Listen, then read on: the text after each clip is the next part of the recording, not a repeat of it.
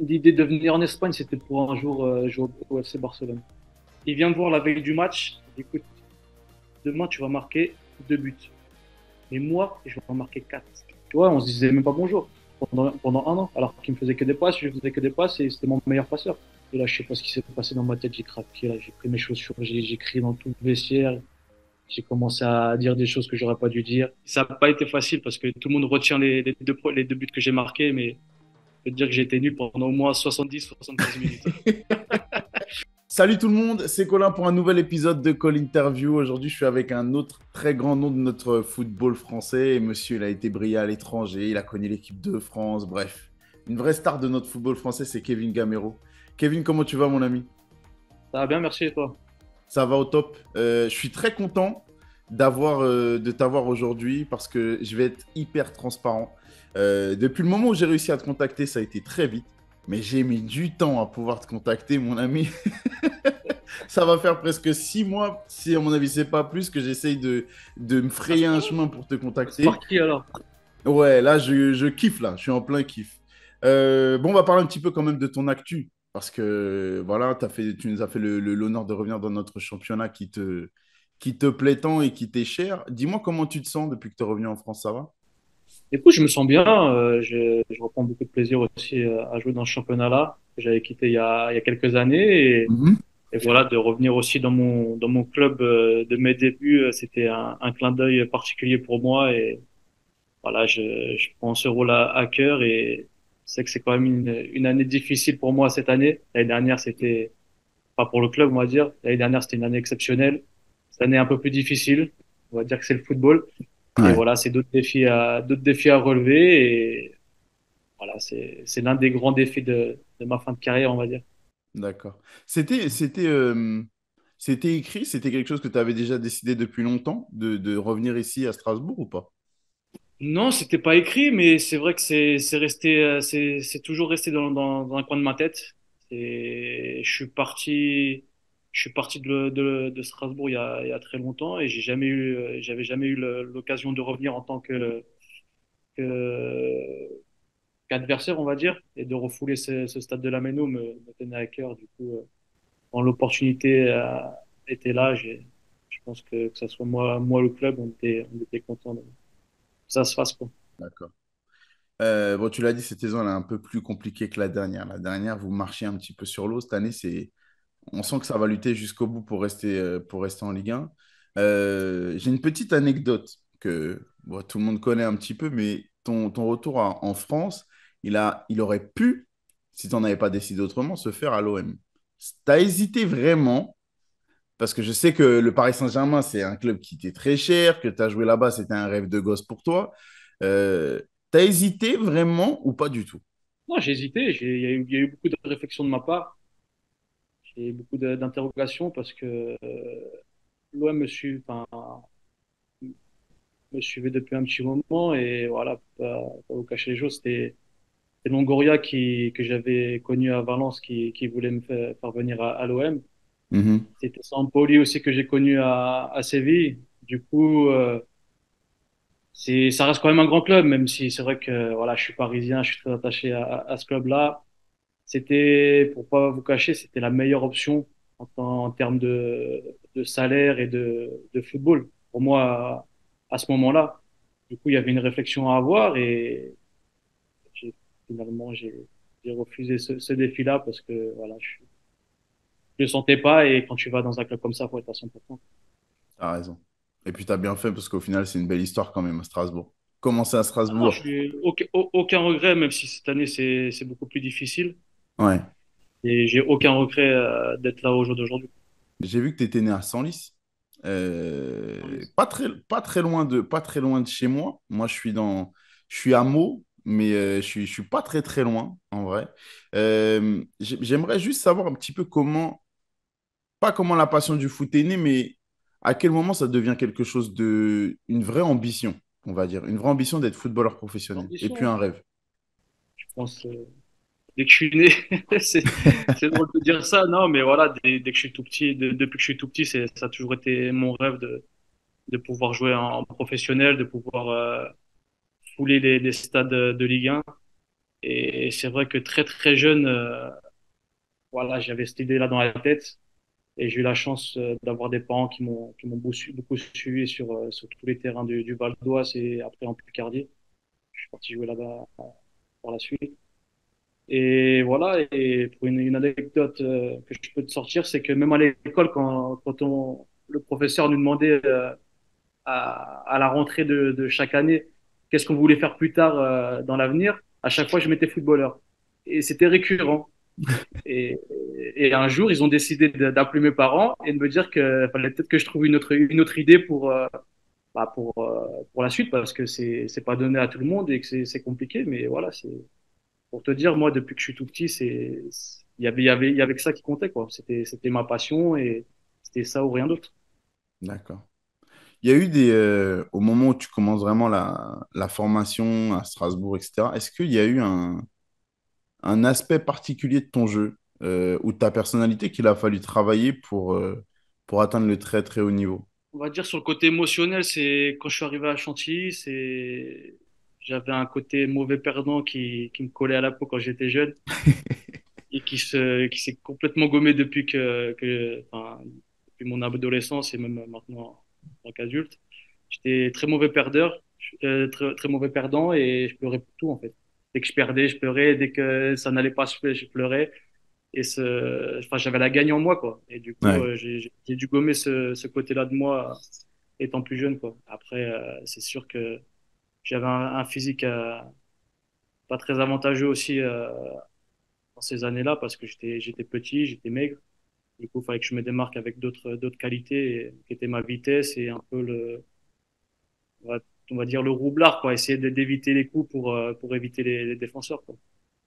Ça t'a coûté ça? Il y a un moment où on t'a pointé du doigt cette carence-là, que physiquement, ça allait être moins facile pour toi que pour d'autres, qui étaient grands, costauds, etc. Est-ce que ça a freiné un petit peu des intérêts ou ta progression?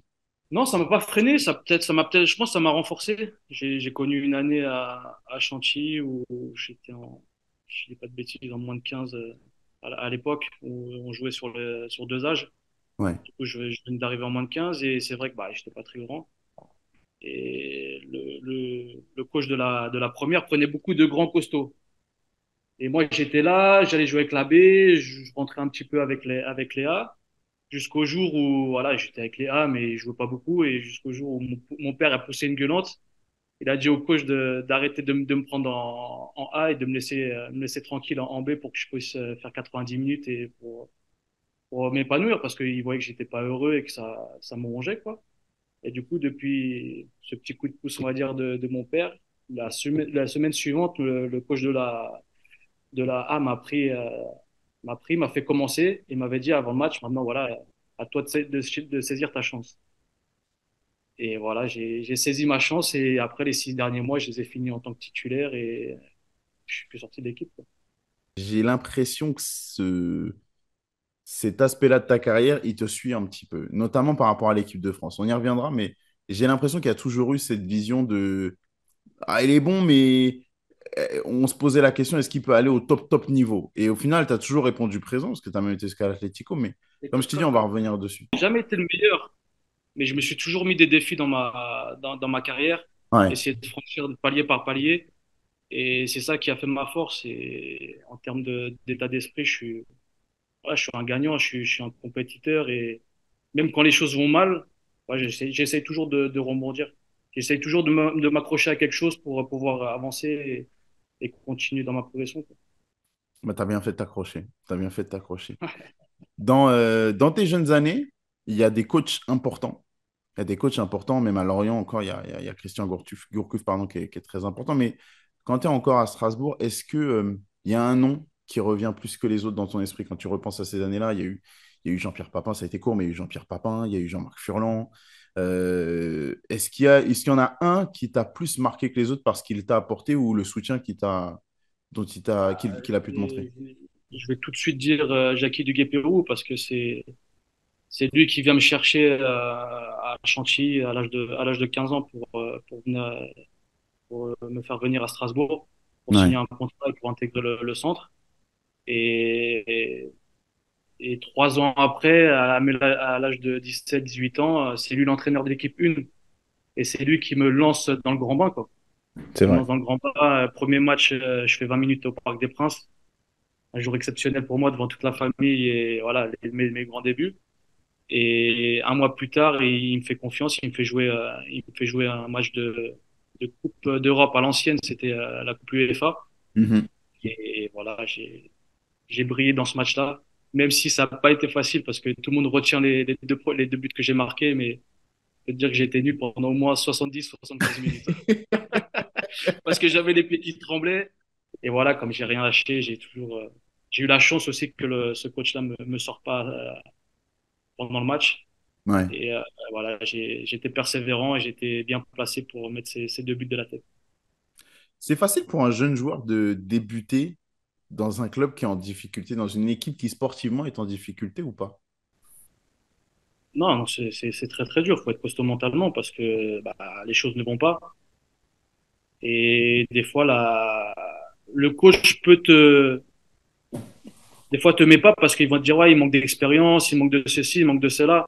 Et des fois, bah, quand tu es jeune, faut montrer à l'entraînement que tu as envie et essayer de tout casser à l'entraînement parce que faut gagner ta place. Et comme je te l'ai dit avant, dès que tu as l'opportunité de jouer 10, 15, 20, 30 minutes, faut essayer de la Hmm. saisir. Je pense que dans ma carrière, ces moments-là, j'ai su les saisir au bon moment. Bon, on passe du jeune méconnu au très haut niveau à un joueur qui commence à éblouir un petit peu la Ligue 1 à Lorient. Parle-moi un petit peu de cette période-là. On va le faire très bref parce que, comme je t'ai dit en préparant en off avant de te recevoir, je t'ai dit, monsieur, il a une grande carrière, il y a beaucoup de choses à voir et on n'a pas toute la journée. Mais je trouve que ce passage à Lorient, il est important parce qu'il te permet de mettre le pied dans le très, très haut niveau. Est-ce que, est-ce qu'il y a un déclic, une chose dont tu prends conscience au moment où tu es au club qui te permet de derrière enchaîner sur la carrière que tu peux faire? Non, pas spécialement. Après, je vais revenir sur une anecdote avant de signer à Lorient où je termine ma saison à Strasbourg. Ouais, Et j'ai trois clubs qui me suivent parce que le club, malheureusement, de Strasbourg descend en Ligue 2 et je voulais rester en Ligue 1. J'avais l'Olympique de Marseille qui était encore là, en étant déjà. jeune. J'avais le FC Nantes et j'avais Lorient. Ok. Et moi, quand je réfléchissais, je disais Marseille, ça sert à rien parce qu'il y avait Lyon, il y avait j'allais pas jouer, du coup, je voyais pas l'intérêt d'aller là-bas. Et il y avait Nantes et le FC Lorient. Et quand tu es jeune, tu sais, tu regardes un peu ce qui se fait. Lorient qui vient de remonter en Ligue 1. Tu regardes un peu, tu tapes Lorient sur Google parce que je savais pas trop comment c'était là-bas. Tu vois que c'est une petite ville. Tu vois Nantes où c'est un peu plus grand, ça bouge un peu. Du coup, je dis à mon agent, écoute, je vais aller à Nantes. Et mon agent, il me dit, écoute, sur ce coup-là, ben, écoute le coach de Lorient, il va t'appeler et après tu prendras ta décision. Je dis, ok, pas de souci et tout. Du coup, Christian Gourcuff m'appelle. Et la phrase qui m'a marqué, c'est qu'il me dit, écoute, tu vas venir à Lorient. Pendant 10 matchs, tu vas jouer, quoi qu'il arrive, que tu sois bon ou que tu sois mauvais. Je te laisserai 10 matchs. Et après, à la fin de ces 10 matchs, on fera le bilan. Et quand un coach te dit ça et il te donne cette confiance, j'ai même pas réfléchi. J'ai dit, OK, on discute même pas avec Nantes, on va directement à Lorient. Du coup, ce déclic-là, déjà, c'était une marque de confiance énorme pour un entraîneur, pour un jeune joueur qui avait rien prouvé, hein, qui avait rien Hmm. prouvé encore Hmm. en Ligue 1. Et du coup, après, bah, voilà, quand je jouais avec des bons joueurs aussi, des très, très grands joueurs, avec Marama Rua, avec Fabrice Abriel, avec Rafik Saifi, qui m'ont beaucoup apporté aussi. Et voilà, quand tu es entouré de ces joueurs-là, bah, tu as juste à faire les appels et à courir, quoi. Et les ballons, ils arrivent tout seuls devant le but. C'est vrai qu'il y avait une belle génération quand même. Quand tu étais à Lorient, Ouais, il y non, avait une belle il génération. y avait une bonne équipe et franchement, c'était un très bon choix pour moi d'aller dans un club comme ça qui voulait jouer au football surtout. Parce que D'accord. moi, j'ai un style de Ça, jeu où t'as quand même ça fait joue. 2 rendez-vous manqués avec l'OM quand même. Deux, il y en a peut-être plusieurs même après. Mais bon, on garde ça entre nous. Ouais, regarde ça. Ça marche. Bon, alors, sur la dernière saison, tu pètes tout, vraiment. Il y a 41 matchs au total, 24 buts, 5 passes décisives. Euh, à quel moment dans ta tête, est-ce que c'est en cours de saison? Est-ce que c'est avant même la fin avant le début de la première saison que c'est acté que bah, va falloir franchir un palier supplémentaire, même si c'est que ce soit en France ou ailleurs, mais faut quitter Lorient? Ouais, c'était trois très belles années, trois années où chaque année je progresse, mais je mets de plus en plus de buts. La troisième année, c'est l'année aussi où je commence à rentrer en équipe de France, où Laurent Blanc me fait confiance et m'appelle de plus en plus. Du coup, à un moment donné, bah, faut sauter le pas et aller chercher quelque chose de plus haut et essayer de progresser, quoi. On va dire, c'est dans la continuité de tout ce que j'ai fait durant ma carrière. C'est de ne pas aller trop vite Ouais. et essayer de se préparer pour arriver dans un très grand club et pour pouvoir être performant. Et c'est vrai que c'est surtout la continuité qui est belle, on va dire. Ce qui est fou, c'est que je crois que le nombre de Lorientais qui jouent en équipe de France, c'est pas si commun. C'est-à-dire d'être encore au club de Lorient et de jouer en équipe de France, c'est pas si commun. Il y a une.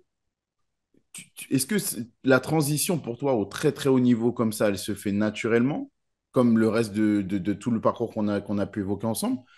Ou est-ce que cette marche-là, elle est quand même particulière un peu dans ta tête à digérer? Elle est particulière parce que toi, tu joues au FC Lorient, il y en a, ils jouent au Barcelone, il y en a, ils jouent au Bayern de Munich, il y en a. Mais après, c'est l'histoire du football. Je suis arrivé, j'ai pas fait de bruit, j'ai essayé de grappiller ce que je pouvais grappiller et essayer de saisir ma chance. Malheureusement, c'était un peu plus compliqué, mais c'est pour ça qu'après, il fallait franchir un palier. Si tu veux rester au haut niveau et rester en équipe de France, à un moment donné, faut aller dans les grands clubs aussi. D'accord. Il y a un souci de toi personnellement, je ne parle pas forcément des autres par rapport à toi, mais toi personnellement, tu ressens un souci de légitimité quand tu me parles justement des autres qui sont à Barcelone, au Real Madrid, à Manchester ou autre. Il y a un souci de légitimité, toi, personnellement ou pas, quand tu es au milieu de ces À quel joueurs-là? moment? Le jour d'aujourd'hui Quand- ou quand t'es jeune? Quand Non, quand tu c'était, es jeune, quand tu arrives en équipe de France, est-ce que tu te dis, est-ce que j'ai vraiment ma place ici? écoute, franchement, si tu penses comme ça, tu ne réussiras jamais. Tu vois ce que je veux dire? Non, mais en fait, faut être fort mentalement. C'est sûr que, voilà, ça fait moins rêver. Ouais, Mais si tu es dans ce groupe-là, un groupe de 23 joueurs, c'est que tu le mérites. Du coup, voilà, faut pas se cacher. Il faut essayer de montrer que, voilà, t'es au niveau de tous ces joueurs-là. C'est pas facile, mais il faut se mettre au niveau et ça, t'as pas chaud. Mais non, sans timidité et sans rien. Quand tu es sur le terrain, faut donner le maximum. d'accord. Bon alors, on fait le point. Tu as tout pété à Lorient, surtout sur la dernière saison encore plus. Tu es international français. Normalement, les portes, elles s'ouvrent. Il y a pas mal de clubs qui doivent taper à la porte. Bon, on va pas le reciter parce que j'ai l'impression qu'à chaque fenêtre de transfert, il y a l'OM qui est dans le coin. Ah, là, Euh, à cette époque-là, il n'y avait pas l'OM. Il y d'accord. a- Parce que tu choisis le Paris Saint-Germain, c'est facile de le dire aujourd'hui, maintenant l'histoire, on la connaît. Mais le choix Paris Saint-Germain, il se fait parce que c'est le choix du cœur et que tu as toujours vibré pour ce club-là. Ou est-ce qu'il y a de vrais arguments au-delà de ça qui font que tu choisis ce club-là? Est-ce qu'il y a la discussion avec le coach qui, comme à Lorient, et fait que c'est clair, net et précis ou pas? Non, ce choix-là, il s'est fait parce que mon premier choix était porté sur Valence. Parce que Valence, ça faisait 6 mois qui me suivait, enfin, on avait un peu plus de 6 mois qui me suivaient et on avait très bien avancé. Et les choses traînaient beaucoup avec Valence parce que un manque de liquidité, son transfert, il chipotait un peu avec Lorient. Et à un moment donné, à la fin enfin, ça a duré pendant 6 mois, on va dire, cette négociation avec Lorient, avec moi, avec tout le blabla, quoi. Et du coup, en fin de saison, bah, la saison se termine et je vois que tout n'est pas réglé, entre guillemets. Et du coup, bah, Paris arrive. Quand mon agent m'apprend que Paris arrive, et la donne, elle change. Parce que voilà, ça faisait un petit Valence traînait beaucoup. Et à un moment donné, il fallait que je me décide. Je suis parti en vacances. Puis je suis parti profiter. Et à mon retour, il fallait que je me décide. Je voyais que ça traînait encore avec Valence. Et bah, Paris est arrivé. Et moi, un retour de jouer à Paris, ça a toujours été mon rêve. Du coup, c'était un Hmm. choix, on va dire, assez facile, quoi. Et c'est vrai que mon premier choix à la base, c'était Valence parce qu'ils sont venus bien avant Paris. Ouais. Et c'était vraiment un championnat que je voulais connaître aussi ma carrière. Bon, alors toi, tu arrives, tu fais partie des signatures. On a un petit peu de mal à, nous, de l'extérieur, à comprendre dans quel Paris Saint-Germain tu signes. Est-ce que tu signes dans le Paris Saint-Germain avec QSI qui arrive en, en fond d'écran ou est-ce que au contraire, tu arrives dans un Paris Saint-Germain à la dimension France et que tu es surpris par l'arrivée du grand propriétaire derrière? Comment ça se passe pour toi? Non, je signe avec le Prou, avec les gens qui étaient en place, mais je savais qu'il allait avoir un repreneur qui allait venir. Ça me gênait pas. C'est pour moi, voilà, Paris avait fait l'effort de payer le transfert et voilà, j'étais un joueur quand même assez huppé à ce moment-là, on va dire. Du coup, pour moi, c'était une évidence, comme je t'ai dit, de signer au PSG. Après, les nouveaux investisseurs sont arrivés, Leonardo est arrivé. Ouais. Il y a eu des comment dire, des autres recrues, mais bon, après, t'es dans un grand club, hein, faut pas s'attendre à être peinard et à jouer tous les week-ends, faut se battre pour essayer de gagner ta place, quoi. Mais non, D'accord, c'est pas une chose qui m'a gêné, j'étais un peu au courant, je savais pas clairement quand ça allait arriver et comment ça allait arriver, mais c'était pas une chose qui allait me déranger. d'accord.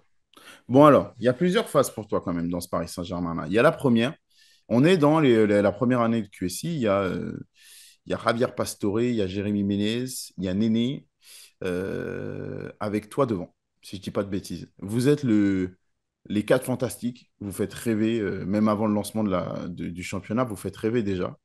Euh, Comment toi, déjà, personnellement, comment tu t'entends en tant que seul attaquant numéro 9 vraiment dans ce quatuor-là? Comment tu t'entends avec les trois autres derrière? Parce que c'est des artistes qui peuvent te donner plein de ballons, mais il y a aussi des égos, il y a aussi des mecs qui aiment marquer. Tout le monde fait tout un plat avec Néné qui voulait absolument marquer des buts, mais Jérémy Ménez, marquer, il aime ça aussi. Voilà. Comment est-ce que toi, tu te sens au milieu de ces trois-là? Dans un premier temps, je me sens bien, ça marche très bien. Je mets beaucoup de buts sur la première partie de saison.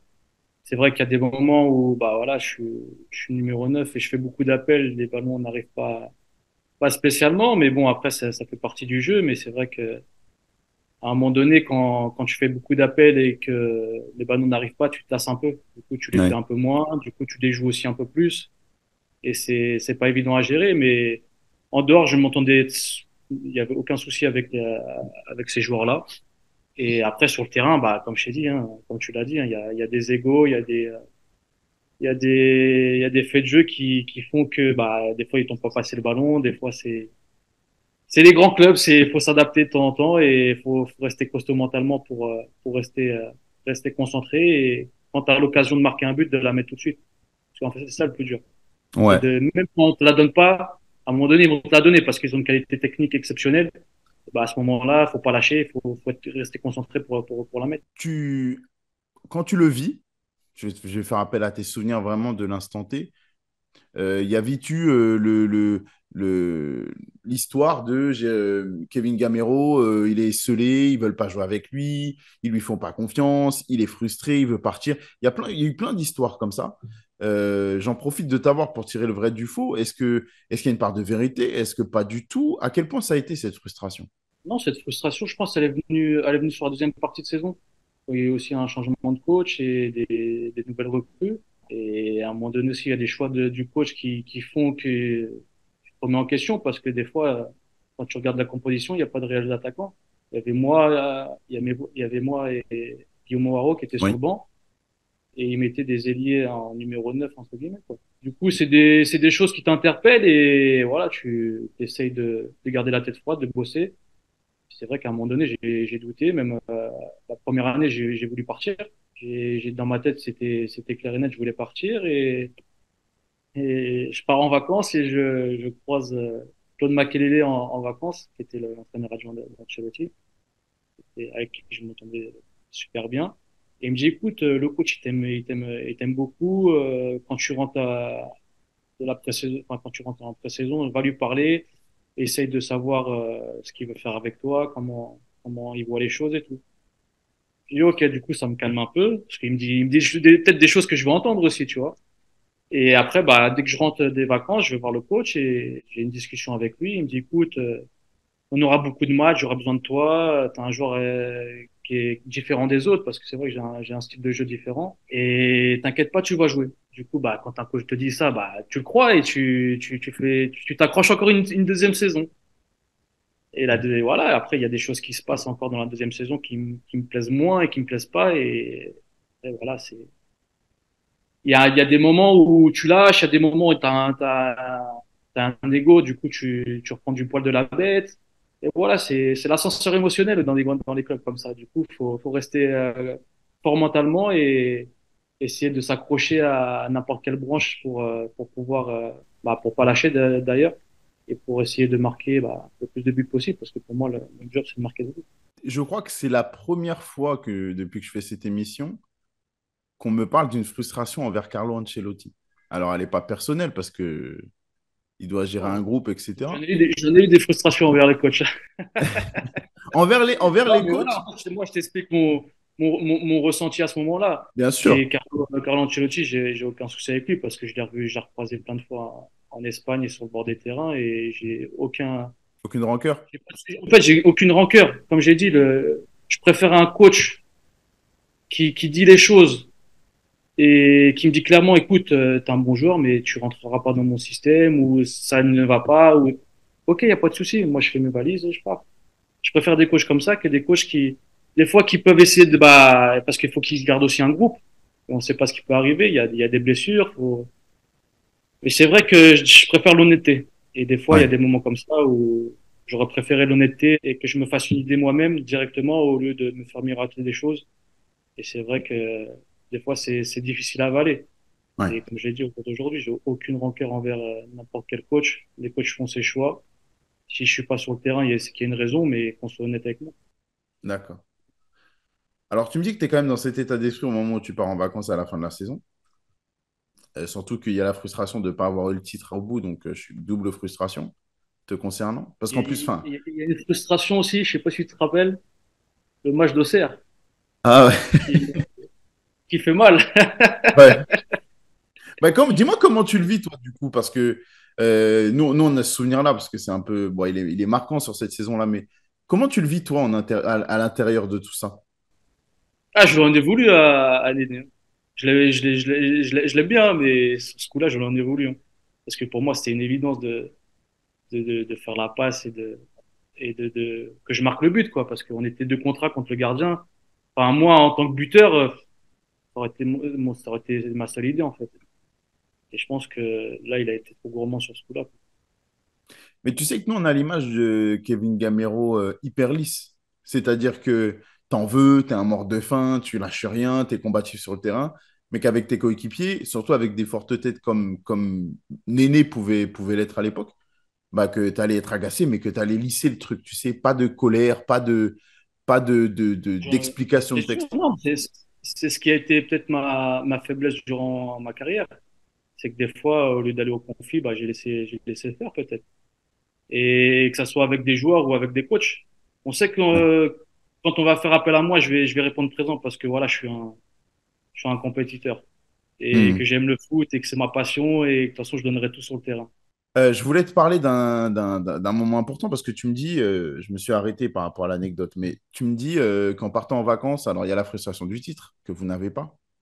Quand on est dans cette situation, qu'on est attaquant encore plus, je pense, et qu'on est peu utilisé, on se dit, s'il m'avait fait un peu plus confiance, il y aurait eu des buts en plus, il y aurait eu des points en plus. Mais tu pars en vacances avec ces frustrations-là. Quand tu vois qu'il y a un... Parce que certes, il y a un recrutement, mais toi, dans ton secteur, c'est plus un recrutement, c'est la Tour Eiffel qui débarque à ton poste. Au lieu de dire, bah, c'est bon, déjà avant, je jouais pas, il y a Zlatan, c'est mort, je m'en vais, tu restes, tu arrives à être convaincu de rester encore.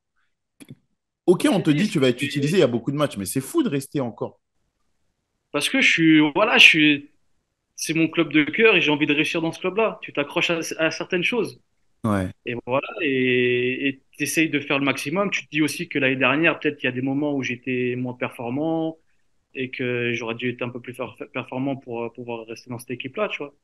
Ouais, tu te dis plein de choses. Et après, c'est, comme je t'ai dit, c'est le Parc des Princes pour moi de jouer dans le Parc des Princes. C'était un rêve, hein. Quand j'étais petit, je regardais les matchs. Quand j'ai avait mon grand-père à côté de moi, je disais, ou ma mère, je disais, un jour, au lieu de crier Marco Simone, ils diront Gamero, Gamero, quoi. Tu vois, c'est des petits trucs comme ça qui te font réfléchir et qui te font rester aussi dans un club. Mais la relation entre vous, elle est comment? Elle est professionnelle, elle est chaleureuse, elle est comment avec Zlatan Ibrahimovic? Ouais, Parce que professionnel. Je parle pas t'es un mort de anglais, il faim. parle pas français. Ouais, déjà, ça aide pas. Ça aide pas. Après, c'est un personnage. C'était pas facile de jouer avec parce qu'il voulait tous les ballons. Des fois, tu pouvais te déjouer à cause de lui parce qu'il criait dessus parce que il voulait le ballon et tout.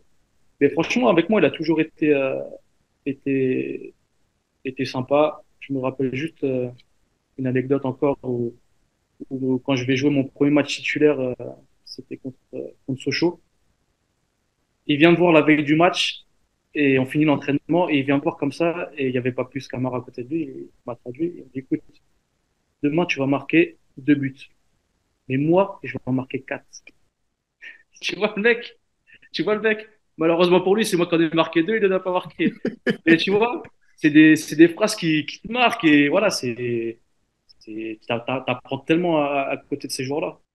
Mais il était quand même fédérateur parce que ce qu'il te dit là, alors c'est certes, il te chambre, c'est un personnage. Non, mais Mais comme je t'ai dit, avec moi, franchement, parce que enfin, c'est sa personnalité. Mais franchement, avec moi, il a jamais été déplacé ou il m'a jamais mis des bâtons dans les roues, tu vois. Mais là, il a toujours essayé de m'aider, que ce soit même sur le terrain ou à l'entraînement. C'était une relation professionnelle, hein. Il n'y avait pas d'amitié ou tout, quoi que ce soit, mais j'ai jamais ressenti une forme de mépris ou quoi que ce soit. Mais alors que, d'accord. voilà, il Ok. avait une carrière qui parlait pour lui.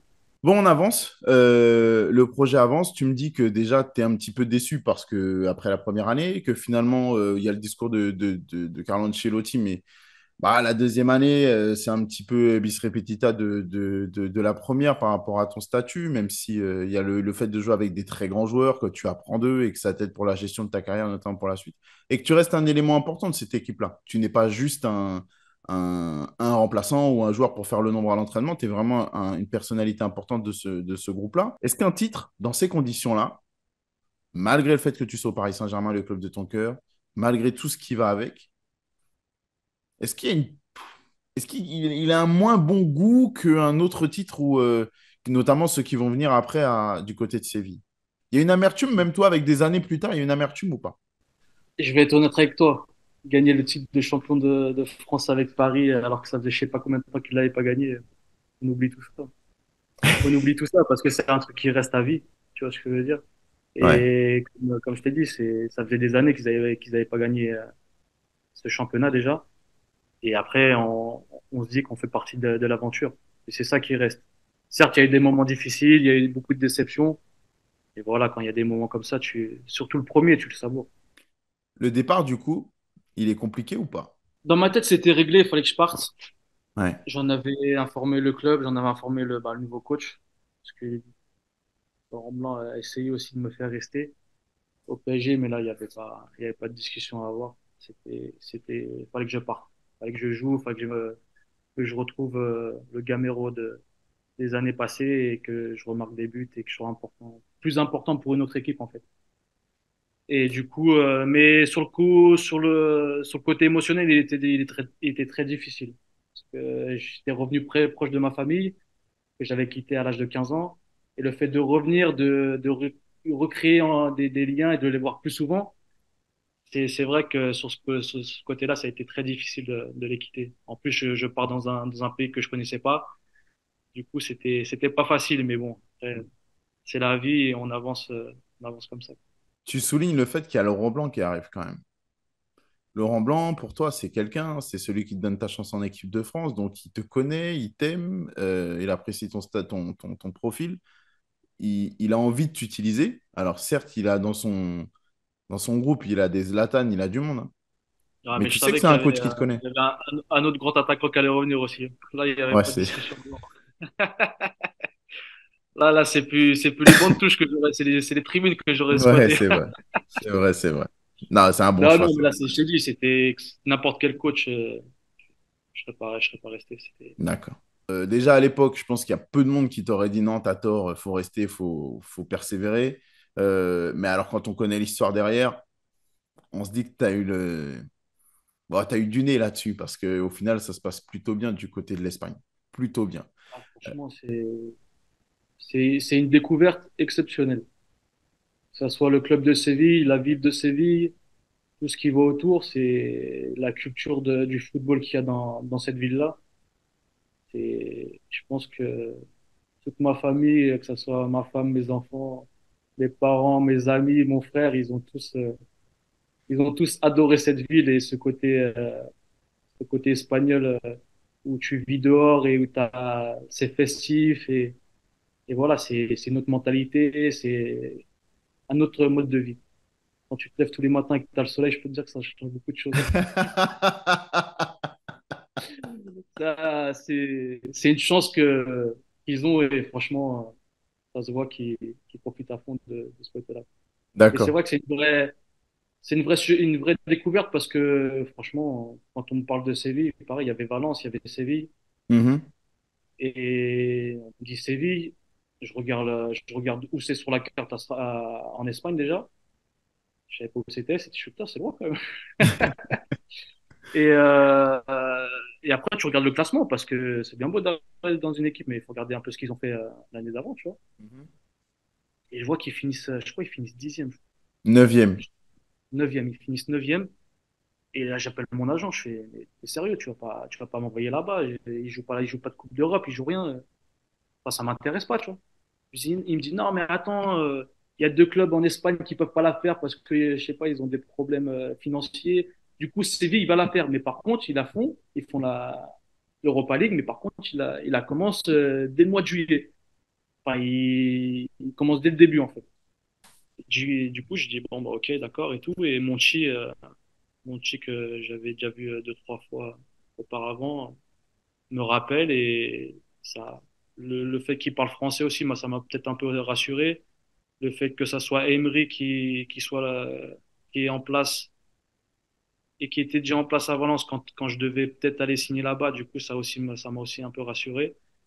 Et du coup, le fait d'aller à Séville était pour moi, comme je te dis, une vraie découverte et un kiff. Bon, alors, je redis, c'est vrai, au Paris Saint-Germain, tu étais sur le banc, mais tu étais un personnage important.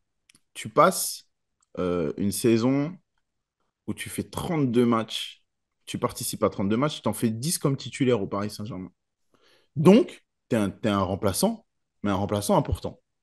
À Séville, tu passes à 49 matchs disputés, 27 comme titulaire. Je pense qu'on le sent. Dans une saison, on sent qu'on passe du simple au double, même si c'est presque le triple. Le, le coup de foudre, l'alchimie, elle est immédiate avec Séville, où il y a des aspects très précis que Unai Emery te dit, écoute, je joue comme ça, j'ai envie d'évoluer de cette façon, il va falloir que tu apprennes de ci, ça, ça. Comment ça se passe? Bah écoute, déjà, c'est un système avec un attaquant. Du coup, c'est Ouais. un peu nouveau aussi pour moi. Mais après, après on va dire que j'avais un autre attaquant à côté de moi qui était Carlos Bacca, qui était aussi très bon joueur, mais qui n'était pas trop connu. Et enfin, sur cette année-là, enfin, sur les deux années où on était ensemble, on se tirait la bourre, en fait. Quand c'est lui qui jouait, il marquait. Quand c'est moi qui jouais, on marquait. Et du coup, je crois, on a passé du temps dans le bureau d'Emery pour se plaindre. Parce qu'on voulait jouer. Parce que voilà, on était des compétiteurs et qu'on voulait jouer tous les matchs et bah, on tournait, quoi. Mais c'était une bonne concurrence. C'était une bonne concurrence et c'est ce qui nous a fait avancer, je pense, en tant que buteur. C'est de se dire, écoute, c'est ma chance, là. Faut que je la saisisse et je lui laisse rien. Après, c'était son tour. Après, c'était le mien. Et du coup, en fait, même pour l'équipe, pour une équipe, c'est exceptionnel. Ouais. Quand t'as deux attaquants comme ça qui marquent autant de buts, c'est un régal. Et pour un coach, on parle même pas. C'est exceptionnel. Mais c'est vrai que j'en ai eu des discussions avec Emery à ce sujet-là. Ok. Bon, sur le jeu, c'est quasi immédiat. Mais est-ce que toi, comme tu dis, tu as quitté ta famille, tu rentres dans une nouvelle culture, l'espagnol, tu savais pas où était Séville sur la carte. Donc, je me doute qu'il faut s'adapter à tout ça, cette nouvelle culture, cette nouvelle vision du foot, cette nouvelle vision de la vie, la langue. La langue, c'est hyper important, toujours, pour s'adapter et rentrer dans une équipe. Toi, on a l'impression que tous ces trucs-là, ça n'a pas de poids sur toi au moment où tu arrives à Séville. C'est vrai ou c'est juste les Non, non, apparences? ça a été difficile parce qu'en plus, mon premier entraînement, je me blesse tout de suite, hein. Je me fais une petite déchirure de l'adducteur. Du coup, je reste 3 semaines en soins. Tu es avec des kinés que tu connais pas, avec des kinés qui parlent pas ta langue. Faut essayer de s'adapter et après, voilà, je suis quelqu'un, on va dire, d'assez réservé. Du coup, je prends beaucoup sur moi. Et c'est ce qui a peut-être a fait ma force à ce moment-là, pour pouvoir m'intégrer doucement, mais sûrement, et sans faire de vagues, quoi. Et j'ai eu la chance de tomber dans un groupe aussi qui avait beaucoup changé. Je crois, de l'année où j'arrive, il y a Montier, il fait venir 16 ou 17 joueurs, je crois, dans l'effectif. Ouais. Du coup, c'était un renouveau. Et la chimie s'est fait naturellement entre tous les nouveaux, quoi. Et j'ai eu la chance aussi d'être avec Stéphane Mbia, pour lequel j'ai pu m'appuyer aussi dans l'effectif pour pas être seul sur certains moments. Et après, c'est une chance parce que tu apprends plus vite la langue quand t'as pas beaucoup de Français ou pas beaucoup de gens de ta nationalité dans le groupe. Et c'est la chose qui te fait intégrer un groupe aussi, c'est d'essayer de parler la langue et de créer des liens avec les autres joueurs. Tu sors d'un titre avec le Paris Saint-Germain, comme tu l'as dit, tu as marqué l'histoire, mais même tu as marqué l'histoire parce que tu as t'as un titre du championnat de France. Tu as marqué l'histoire de QSI parce que tu as le premier titre du Paris Saint-Germain sous QSI. Et c'est quelque chose, bravo monsieur. Dès ta première saison, tu as un titre européen.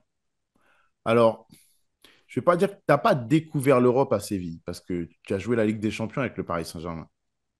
Mais là, tu étais, comme tu l'as dit, un acteur majeur. Est-ce que est-ce qu'il y a une appréhension, quelque chose de particulier, une adaptation particulière à jouer au très haut niveau européen comme ça ou pas, en tant que titulaire?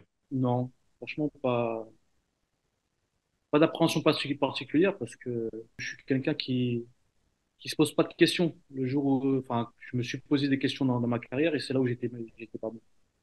Et D'accord. je le remarque, je le remarque au jour d'aujourd'hui.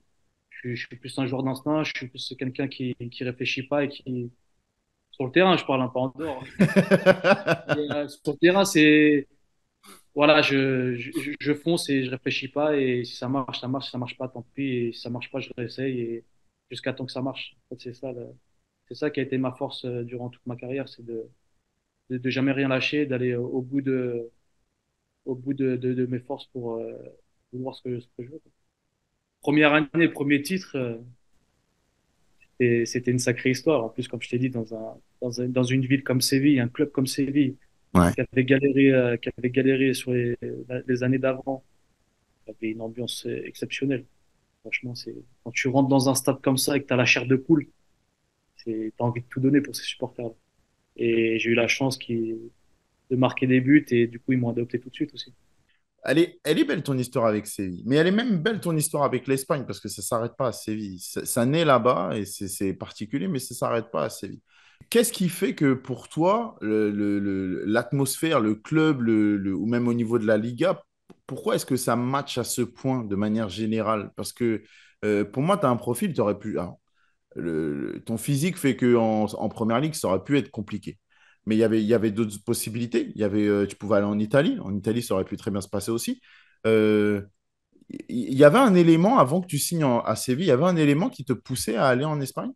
Non, c'est juste le jeu. Le jeu, le football. Moi, je te parle juste purement football, tu vois. Pour moi, l'Espagne, c'était le must. Petit Ouais, gabarit, vif, technique, qui aime beaucoup les petits espaces, qui prend la profondeur. Pour moi, ça a été une évidence. Et quand on entend d'accord. parler des clubs espagnols, j'ai pensé tout de suite. Après, ce qui va avec, c'est les à côté avec la vie espagnole. Ça, Ouais. c'est un plus. C'est un J'ai plus, c'est un compris que le plus. soleil était important. Le soleil est important. Bon, alors, il y a cette première, parce que quand on gagne 3 fois la Ligue Europa, il n'y a plus de hasard. C'est qu'on connaît la recette magique et qu'on a quand même un certain talent. Alors, parle-moi un petit peu de ce talent-là. Qu'est-ce qui fait la magie de ce club sur ces 3 campagnes-là? Parce que la Ligue Europa, tu la gagnes après encore avec l'Atlético. Mais qu'est-ce qui fait que ça marche à ce point au niveau européen avec ce groupe, avec ce coach et dans cette compétition-là? Déjà, je pense que la différence qu'il y a entre la France, enfin, les clubs français et les clubs espagnols, c'est que quand les clubs espagnols jouent une coupe, ils la jouent à fond. Que ce soit la Coupe du Roi, que ce soit la Ligue Europa ou la Ligue des Champions. Enfin, la Ligue des Champions, tout le monde la joue à fond. Et c'est vrai qu'en France, sur certaines années, on a eu tendance je pense, à négliger cette coupe-là. Maintenant, elle est plus attrayante parce qu'il y a la victoire, du coup, ça t'emmène directement en Ligue des Champions. Peut-être aussi un peu plus d'argent. Mais je pense qu'on l'a négligé un peu en France. Et à Séville, il la néglige pas. Un titre, c'est un titre. C'est le football. Ça permet de créer des liens aussi dans le vestiaire avec le coach, avec les supporters. Et quand tu vas dans certaines villes où tu as tes supporters qui te suivent et qui t'encouragent pour aller gagner une coupe, tu as envie de tout donner pour eux. Je me rappelle d'un match où on tombe contre le Betis, c'est en Espagne, Mhm. dans la même ville, match de Coupe d'Europe, on perd 2-0 chez nous. Et c'était une folie dans la ville. Bon, nous, on était des grands perdants. Et t'as une semaine après ou 2 semaines après, tu vas chez eux et il faut gagner. Il faut gagner pour pouvoir passer. Et en fait, depuis ce match-là, tu as senti une force dans notre groupe, dans notre stade, qui a fait que voilà, on s'est surpassé. Même s'il y avait eu 2-0 à l'aller, il fallait qu'on le fasse pour le club, pour la ville.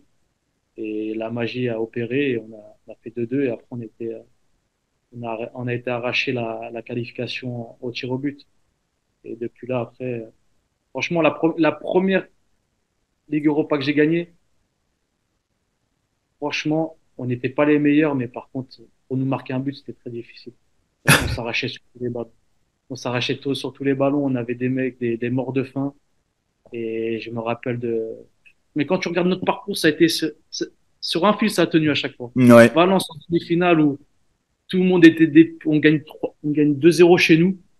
Là, tout le monde fait la fête. Tu vas au Mestalla où une ambiance de folie et il gagne 3-0 et là, t'es mort, un mort vivant. Et là, tu sais pas pourquoi il y a Steph qui arrive et qui te met une tête magistrale. Et là, tu te dis, putain, en fait, elle est faite pour nous, ça là. Et tu t'y crois, en fait, à chaque tour, tu y crois, tu y crois. Et même en finale. Je crois, en finale, on a dû frapper une fois au but. Benfica, ils ont dû frapper 25 fois. Et putain, nous, on se bagarrait sur tous les ballons. C'était dur. On a souffert. Et c'est, franchement, quand tu souffres comme ça et que tu arrives à gagner une coupe, c'est exceptionnel. C'est exceptionnel. En plus, cette Ligue Europa-là, je me fais une blessure au genou. J'en rigole encore aujourd'hui parce que je me fais une blessure au genou 10 jours avant la finale, mais sur un geste tout con.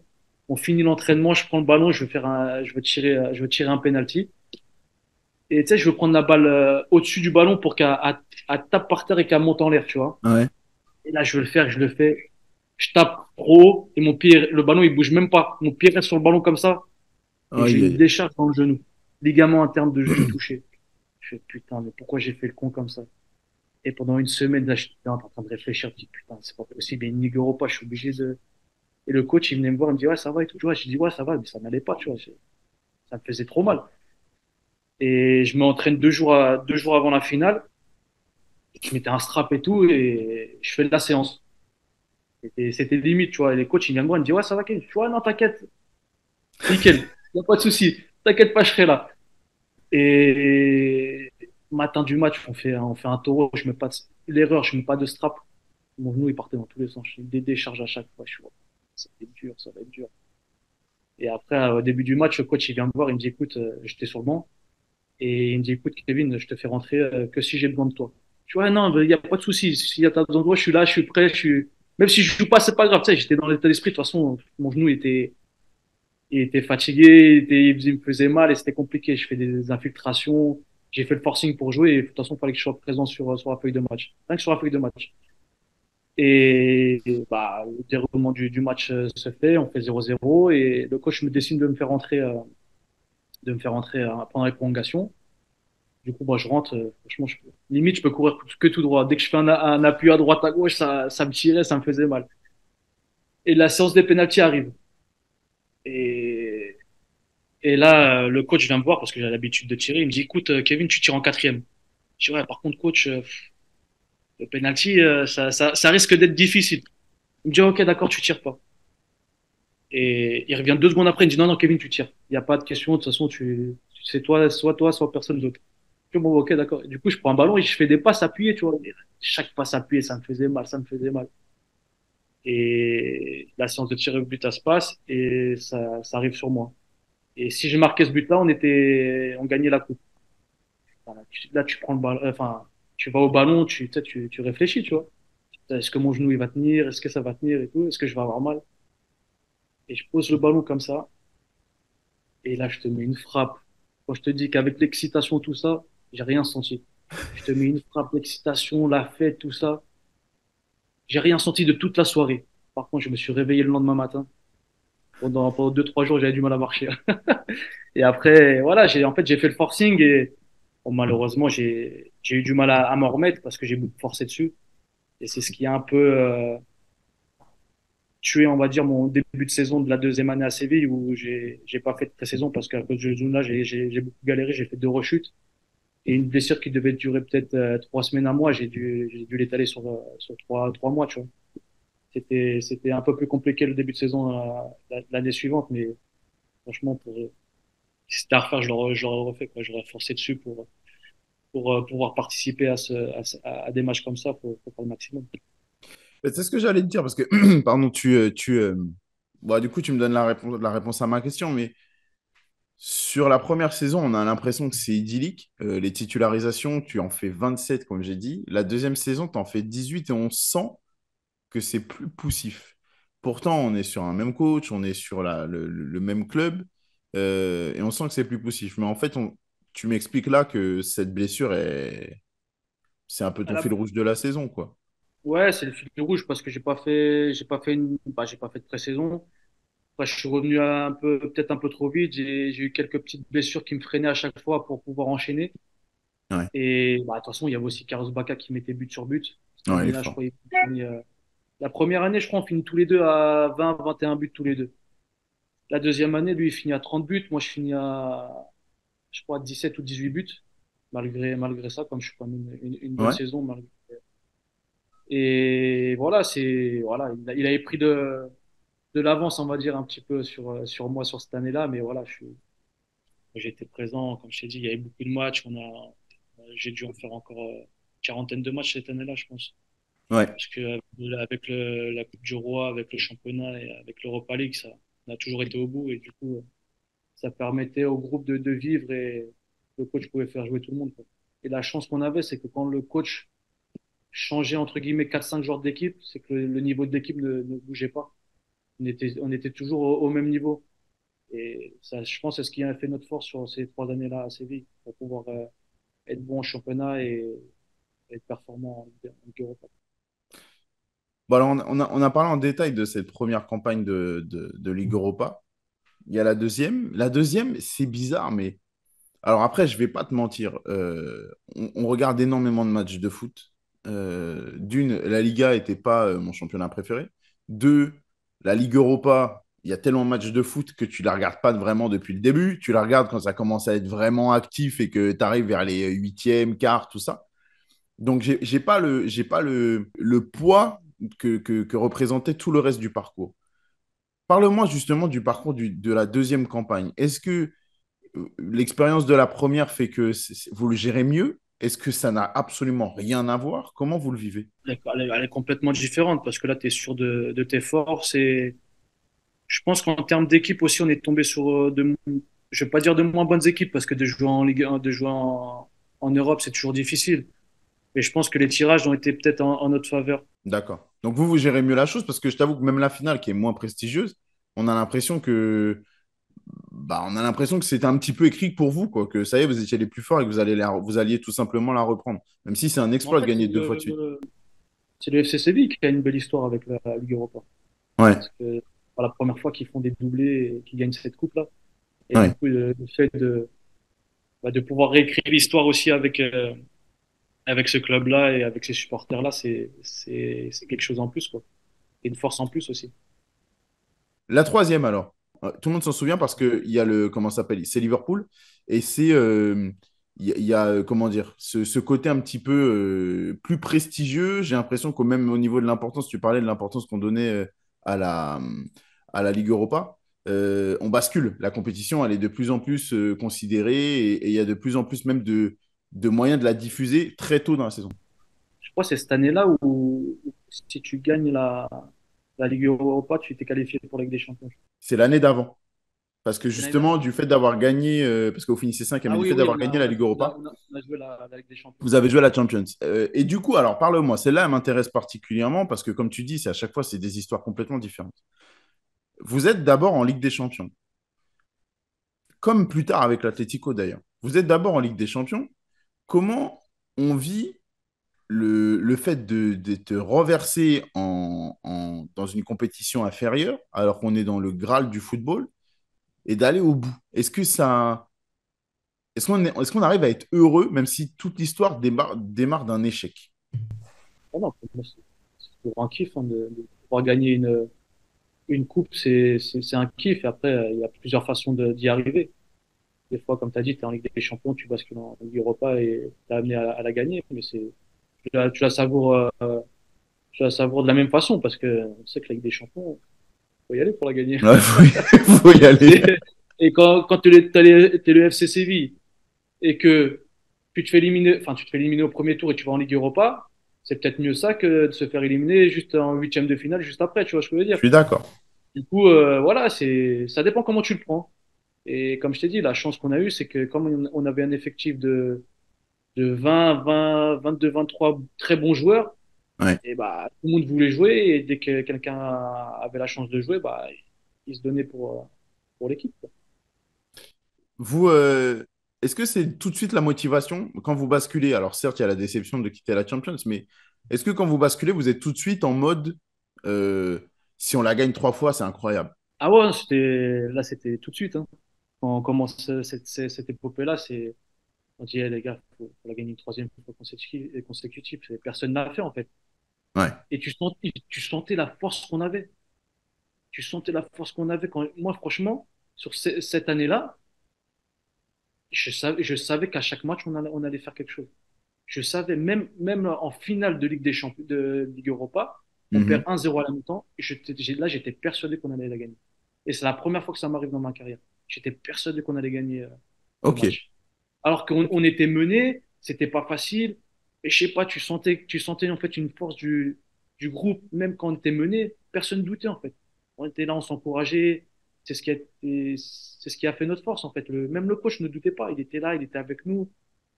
Même les intendants étaient avec nous. En fait, c'était un club uni, c'était même pas une équipe, c'était un club uni.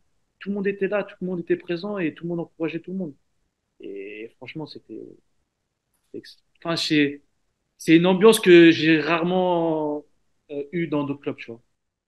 Ouais, c'est vrai. Mais c'est vrai que de l'extérieur aussi, on sentait ça, on sentait vraiment un groupe fort. Dis-moi parce que je revois le tableau là. Là, je l'ai devant les yeux. Je revois le tableau de votre parcours. Euh, Il y a une rencontre où l'adversité ou le prestige fait qu'elle te marque plus que les autres. Parce que, par exemple, il y a Bilbao qui est très costaud à cette époque-là. Vous rencontrez en quart. Il faut s'en sortir. Et là aussi, c'est très serré. Ça se joue à rien. Ça se joue au tir au but. Il y a la finale évidemment contre Liverpool, qui est en plus contre Liverpool, parce que quand tu fais une finale d'une Coupe d'Europe et qu'en plus tu es face à un gros club comme ça avec une grosse histoire, je pense que ça a une saveur particulière. Mais toi, tu gardes quel match de cette dernière épopée avec Séville? Quel match, franchement, c'est dur à choisir un match parce que chaque match a eu son lot d'histoire, on va dire. T'as le Shakhtar où malheureusement on a un joueur de notre effectif qui fait une blessure un peu à la Ronaldo là, où Hmm. sa rotule la sort et tout. Franchement, c'était catastrophique pour lui. Et franchement, ça a été très dur pour lui et même pour nous parce qu'on était choqués sur le terrain parce qu'on a entendu le bruit. Moi, j'étais juste à côté. Et voilà, c'était pas facile pour lui, mais pour lui, enfin, je pense que toute l'équipe a déjà été touchée et a voulu lui rendre l'appareil, tu vois. Et après, tu as eu bah, Bilbao, comme tu as dit, où c'était compliqué. On va au tir au but, pareil. Je me rappelle, je crois, on était à la 118e minute et il y a une balle en profondeur. Là, j'y vais à fond et je commence à sentir mon mollet, tu sais, se contracter et je commence à ralentir et je sens mon mollet, tu sais, se soulever comme ça. Du coup, je sautille sur un pied et le deuxième il se relève, tu vois aussi. Et là, j'ai des crampes de fou.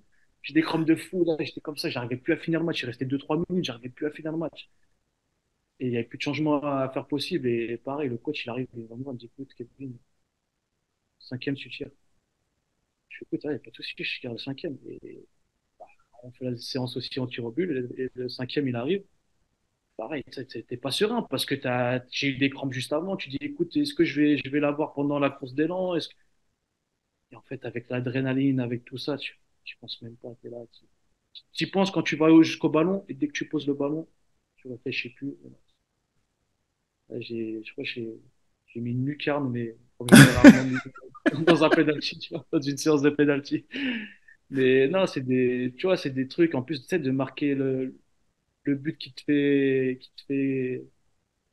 passer, ça a une saveur particulière aussi. Ouais, Et c'est c'est une vrai. émotion extraordinaire. Et après, tu as ce match de Liverpool où, putain, je crois, les trois quarts du stade, c'est des supporters de Liverpool. Tu te demandes comment c'est possible parce que normalement, c'est moitié-moitié. Et nous, tu as nos pauvres petits Sévillans qui sont là derrière le but et mais qui limitent un quart du stade, mais ils chantaient peut-être plus fort que les Anglais. Pourtant, faut y aller quand même avec les Anglais. Ouais. Et franchement, ça te donne une force exceptionnelle. En plus, c'était à Bâle, c'était pas très loin de Strasbourg. J'ai eu beaucoup d'amis qui sont venus, de la famille. C'était mené 1-0 à la mi-temps. Et là, en deuxième mi-temps, on commence la deuxième mi-temps à fond, quoi. À fond, on arrive à marquer ce premier but très rapidement. Après, t'as Koke qui met un doublé qui sort de nulle part. Un peu à la Thuram en Coupe du Monde 98.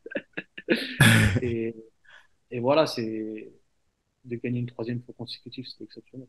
Parce que personne ne l'avait fait et ça restera gravé à jamais dans l'histoire du club et même pour ma carrière. Bon, j'ai une question qui me turlupine toujours avec ce club.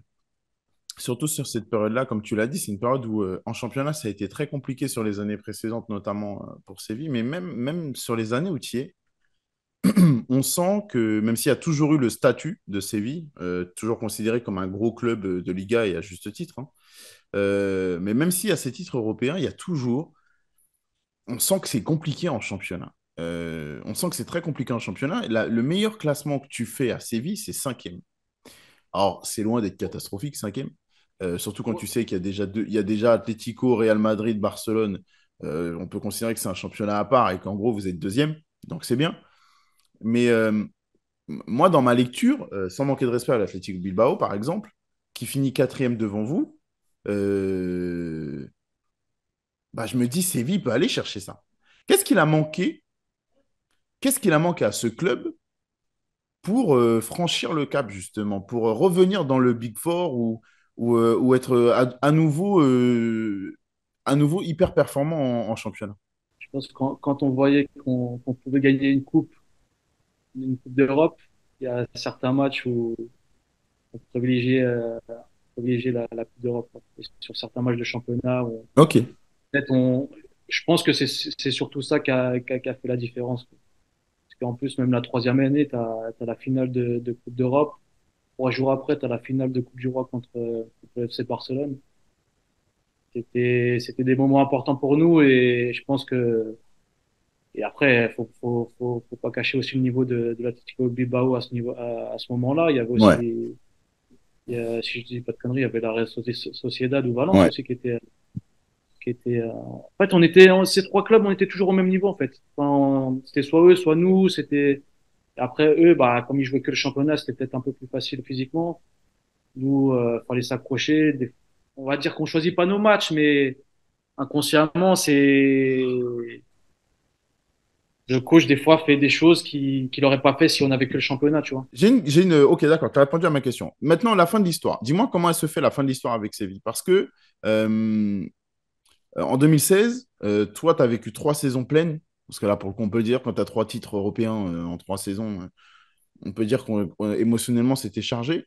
Je pense qu'il y a aussi on a la sensation qu'on ne peut pas aller beaucoup plus haut, que Séville a fait un championnat solide. Cinquième, c'était solide. Qu'il y a la Coupe d'Europe qui a été faite, mais que le gap avec la Ligue des Champions, il est trop important pour espérer un sacre ou autre. Comment toi te vient à l'idée l'envie de partir? Comment l'envie de partir est née en toi? Écoute, je pense que j'avais fait mon temps à Séville. Ça fait 3 ans que Ouais. j'avais passé trois belles années à Séville et j'avais envie de passer un cap. Et j'avais aussi surtout envie de passer un cap pour pouvoir aller en équipe de France. Parce que c'est vrai que même si j'ai fait des très belles années en équipe au FC Séville, je suis plus retourné en équipe de France depuis un certain temps. Et quand tu vois que sur ta dernière année, tu finis à 30 buts, tu gagnes la Ligue Europa, tu fais une finale de Coupe du Roi et que, on va dire, t'es que réserviste, alors que j'avais jamais été appelé sous l'air des champs à cette époque-là, ça pique un peu. Du coup, tu te dis, écoute, il va falloir peut-être changer quelque chose ou peut-être aller dans un plus grand club pour se montrer peut-être un peu plus, hein. Ok, bon, pour moi, l'équipe de France, c'était un peu c'était la seule raison que je voyais vraiment en motivation, mais effectivement, il y a l'idée que tu as fait le tour un petit peu. Tu as quelle opportunité? Alors, on va voir si Marseille est revenu, mais tu as quelle opportunité à ce moment-là? Tu es dans quel état d'esprit? Est-ce qu'il faut rester en Espagne? Est-ce que l'idée de rester en Espagne est vraiment importante pour toi ou pas? Est-ce qu'il y a d'autres opportunités? Comment ça se fait? Pour être honnête avec toi, l'idée de venir en Espagne, c'était pour un jour jouer au FC Barcelone. Ça aurait été mon kiff. C'était depuis tout petit. Et voilà, l'idée de venir à de venir à Séville, c'est d'aller un jour au FC Barcelone, tu vois. Ok, Et j'ai eu la chance, entre guillemets, d'avoir ce club-là au moment de partir de Séville. J'avais Barcelone et l'Atlético Madrid. Mais après, tu te poses des questions parce que tu regardes le FC Barcelone, t'as Messi, t'as Neymar et t'as Suarez. ouais, Trois joueurs qui sortent même pas à 5 minutes. Ils veulent jouer tous les matchs, ils veulent être performants tous les matchs. Ils laissent pas une miette au remplaçant, quoi. Du coup, c'est le- c'est pour ça que j'ai préféré aller à l'Atlético de Madrid, tu vois. Et c'est un choix de carrière pour moi parce que je pensais que j'avais plus de chances que j'allais plus m'épanouir à l'Atlético et je voulais pas sortir d'une année exceptionnelle de Séville pour me retrouver sur le banc au FC Barcelone. Et je savais que ça allait être très compliqué d'aller chercher ces joueurs-là parce qu'ils étaient en place et exceptionnels. tu as connu Ancelotti, tu as connu Emery, qui sont Mm. des entraîneurs atypiques et reconnus. Maintenant, tu connais Simeone. Alors, dis-moi un petit peu comment ça se met en place avec Diego Simeone. Déjà, qu'est-ce qu'il te dit? À chaque fois, tu parles beaucoup avec les entraîneurs avant de signer dans un club, dans ce que j'ai compris de notre échange depuis tout à l'heure. Qu'est-ce qu'il te dit pour l'utilisation qu'il veut avoir avec toi, le système, ce qu'il voit en toi? Et après, on va parler un petit peu de la relation parce que je pense que c'est un personnage, le monsieur. Mais qu'est-ce qu'il te dit déjà quand Non, vous vous en fait, rencontrez? déjà, il me dit que je suis son premier choix sur les attaquants, qu'il apprécie beaucoup mon style de jeu, qu'il voulait aussi un genre de rupture, de profondeur et que de jouer avec Antoine devant, ça pouvait être une bonne alchimie. Et voilà, et connaissant aussi son style de jeu, je me suis dit que même si je savais que c'était très défensif, il m'avait dit qu'ils devaient, entre guillemets, changer un peu ce style-là pour essayer d'avoir un peu plus le ballon et d'être un peu plus, on va dire, serein sur certains matchs. Parce qu'on a gagné beaucoup de matchs à l'arrache à l'Atlético. Ouais. Mais ouais, c'est les premiers entraînements, les premiers matchs, c'était un autre style. Il essayait de changer un peu les choses parce qu'en plus, il fait un recrutement où il recrute beaucoup de joueurs de ballon. Et du coup, tu te dis, bon, bah, voilà, pour moi, je franchis un palier, je reste en Espagne, je vais dans une ville comme Madrid qui est la capitale. Il y a plein de facteurs qui font que, voilà, c'est une destination idéale pour moi. En plus, il y a Antoine qui est déjà là-bas en place et qui peut aussi m'aider sur certaines choses. Et voilà, ça se fait très facilement et très rapidement. Tu me parles d'Antoine. Longtemps, pendant ton passage à l'Atlético, ça a été en France. Je ne sais pas si tu avais vent de tout ça, mais en France, c'était les deux réunis, les deux, le double G, c'est incroyable. Il y a une entente vraiment folle. Et c'était vrai, hein. Il y avait une entente vraiment impressionnante entre vous.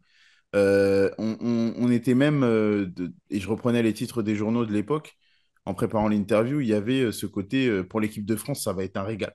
Est-ce que toi, elle est hyper naturelle, l'entente avec Antoine? Est-ce que ça se fait comme ça directement? À quoi c'est dû? Est-ce que c'est par lui sa capacité à s'adapter ou est-ce que c'est toi qui t'adaptes plus? Comment ça se met en place? Elle est instinctive, on réfléchit même pas. Je pense que sa qualité de jeu et la mienne font un bon mix. Lui, c'est un très bon joueur de ballon qui décroche plus que moi. Et voilà, il a une qualité technique qui fait la différence pour pouvoir mettre des bons ballons. Et moi, ma qualité de joueur de profondeur et de piquer au bon moment pour faire mal à l'adversaire, je pense que c'était un bon duo et ça s'est fait naturellement. Lui, il se prend pas la tête, je me prends pas la tête. Et ça, c'était pas forcé parce qu'on voit que ça matchait tout de suite et que ça soit en dehors et sur le terrain, c'était un régal de pouvoir le côtoyer. Ça faisait partie des objectifs de Diego Simeone, de faire ça, de te faire venir par rapport à cette entente-là où il voyait un potentiel entre vous deux? Oui, oui, bah, de toute façon, on l'a vu d'entrée, hein. Il m'a fait jouer d'entrée directe et il m'a donné sa confiance tout de suite. Et après, voilà, ça a matché. On a vu que ce soit l'entraînement ou même pendant les matchs, en fait, on essayait de se trouver. C'était même pas forcé.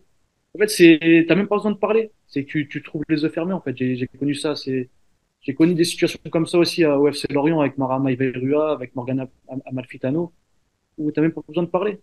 T'as même pas besoin de parler. Ouais. Pour dire, avec Morgana Amalfitano, pour être honnête avec toi, la troisième année qu'on fait ensemble, il me fait que des passes D alors qu'on se parlait même pas. On était fâchés tous les deux. Tu vois, on se disait même pas bonjour pendant un an, alors qu'il me faisait que des passes, je faisais que des passes et c'était mon meilleur passeur. Ok. Mais sur le terrain, il y avait pas d'ego, il y avait pas de tout ça. Et c'est qu'à la fin où on s'est un peu rabiboché et on était un peu sauvages tous les deux à cette époque-là. On s'est fait un peu embrouillé sur un match pour une connerie et voilà, on était un peu rancunier tous les deux. Mais sur le terrain, D'accord. voilà, il y avait pas de rancœur, c'était naturel, pas Ok. forcé, on n'avait même pas besoin de discuter. Ok. Bon, j'en profite parce que je crois que tu es le premier joueur de l'Atlético Madrid que je reçois dans cette émission. Alors parle-moi, parce que nous, le grand public, c'est toujours les mêmes choses sur l'Atlético. Waouh, Diego Simeone, il doit être fatigant pour les joueurs, ça doit être insupportable. Comment un joueur qui aime le jeu et qui a autant de qualité technique peut prendre du plaisir en étant à l'Atlético, etc., etc. Alors, tu as à la fois ce discours-là, mais t'as aussi euh, toute une espèce de vague populaire qui vient derrière l'Atlético quand ils sont face à des grosses écuries comme le Real Madrid ou le FC Barcelone, où tu sens une sympathie et qu'en en gros, il y a tout le monde qui est derrière les outsiders. Ça fait quoi de jouer à l'Atlético de Madrid? Est-ce qu'on est heureux de jouer à l'Atlético? Est-ce qu'on est frustré? Est-ce que Diego Simeone, c'est très compliqué à gérer? Parle-moi de tout ça. C'est beaucoup de sentiments, on va dire.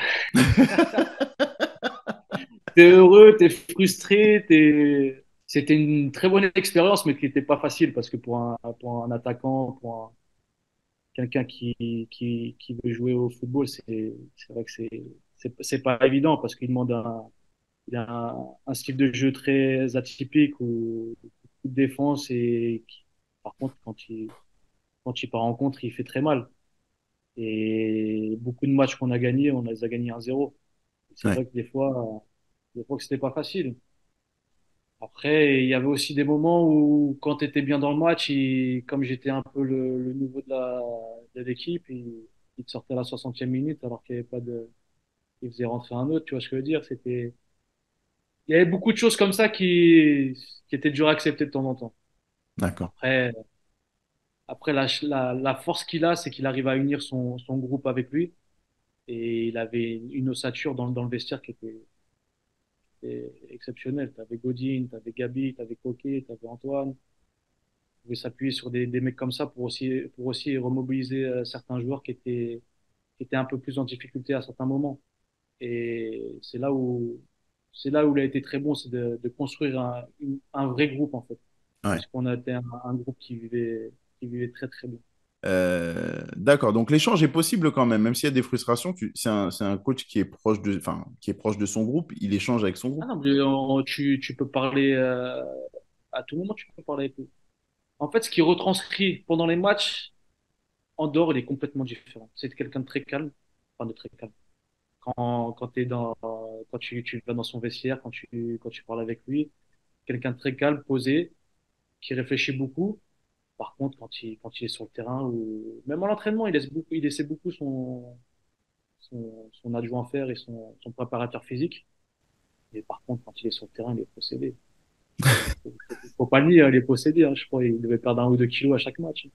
Et en fait, cette passion-là qu'il a du football, il arrive à te la transmettre. Il faisait des causeries de 5, 10 minutes, pas plus.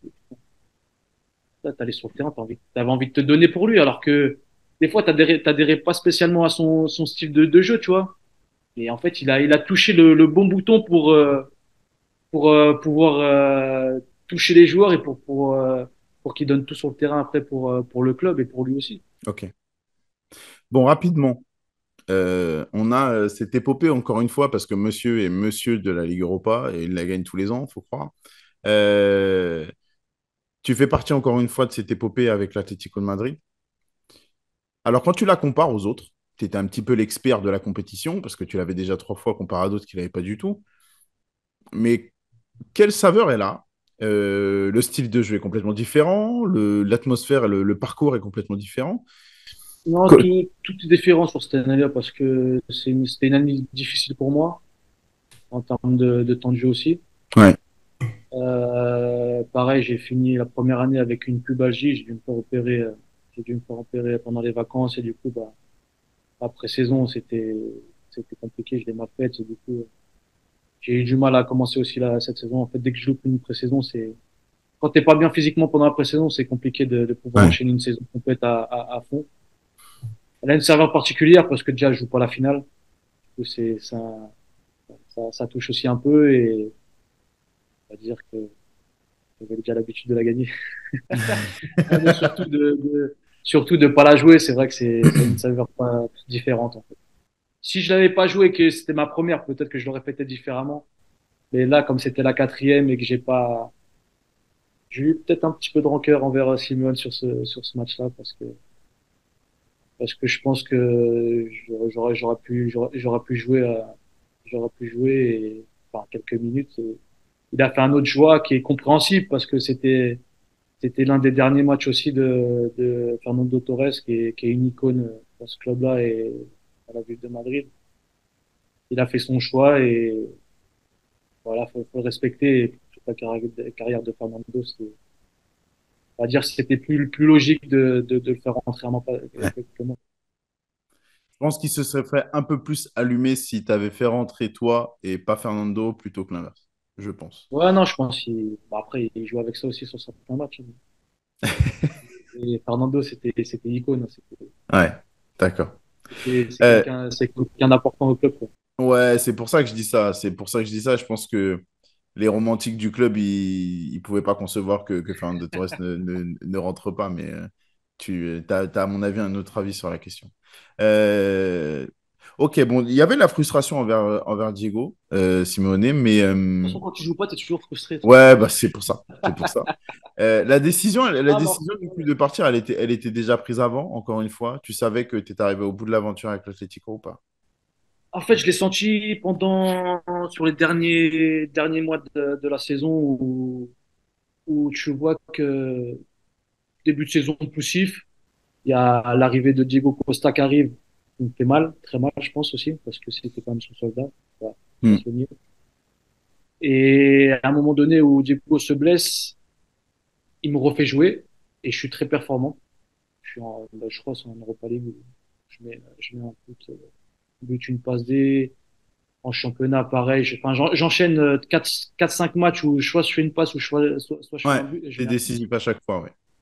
Et, et après, tu as une série si je dis pas de bêtises, de 5 ou 6 matchs, 7 matchs peut-être. Je crois que je suis même pas titulaire pendant 6 matchs. Hmm. Et je me rappelle de ce moment-là où je vais le voir dans son bureau. Je lui dis, écoutez, coach, je demande, franchement, là, je demandais même pas à jouer tous les matchs. Et je lui dis, par contre, là, ce que vous m'avez fait, ça m'a touché parce que pour moi, ce que vous avez fait là, c'est dire que vous ne comptez pas sur moi. J'étais performant avant, ok, Diego il revient, il n'y a pas de souci, il y a une concurrence.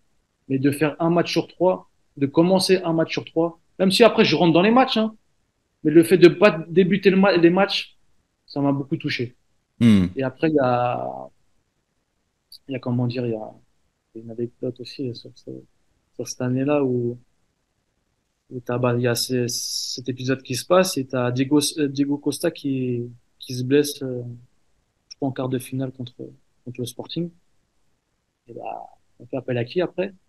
Fait appel à moi. Mais le problème, c'est que mentalement, j'étais plus dedans. Et je reçois un coup de fil du directeur sportif et qui me dit qu'il voudrait que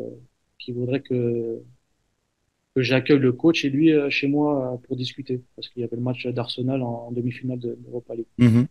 Ok, bon, il n'y a pas de souci, vous pouvez venir et tout, la porte est toujours ouverte. Et là, je les reçois chez moi, c'est la première fois que ça m'arrivait. Hein. Ça fait bizarre, hein, tu sais, de les Ouais. recevoir, enfin, de recevoir chez moi. Et voilà, et il commence à me parler. Il me dit, écoute, tu vas jouer contre la demi-finale contre Arsenal et tout. Nanana. Enfin, il me raconte ces choses et il me dit, et toi, qu'est-ce que tu en penses? Je dis, écoutez, coach, moi, je suis un compétiteur, je vais jouer à fond la caisse. Maintenant, je vais pas vous cacher que mentalement, je suis touché. Et je lui explique tous ces petits trucs qui m'ont fait mal, en fait. Et je lui dis, à la fin de la discussion, je lui dis, écoutez, je vais me donner à 100%, mais je peux pas vous garantir, je peux rien vous garantir. Parce que il y a des choses qui sont faites, la confiance que j'avais en vous, bah, c'est un peu cassé.